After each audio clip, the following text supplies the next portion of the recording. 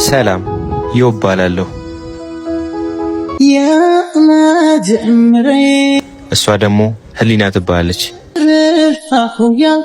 የልጅነቴ ቃቃ ሚስቴ።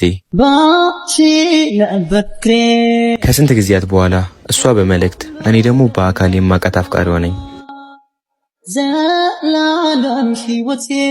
ዛሬስ አልመጣም?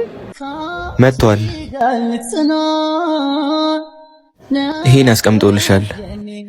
እሺ፣ ግን ምን አይነት ሰው ነው? አይተኸው ታውቃለህ?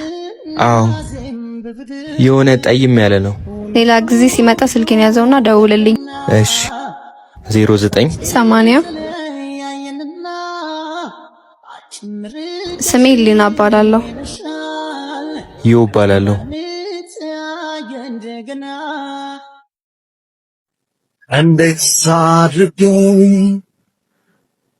የሆዴን ላሳይሽ፣ ምን ቃል ተናግሬስ ውስጤን ልግለጽልሽ?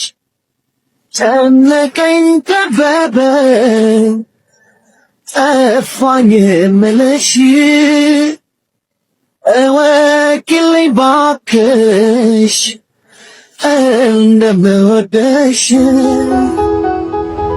ግን ለምን አልነግራትም? ዳጊ ደግሞ ታውቃለህ፣ በእኔና እሷ መካከል ትልቅ የድህነት የሚባለው ድንጋይ እንዳለ። እሱማ ልክ ነህ፣ ግን ንገራትና ውሳኔዋን ተወስን።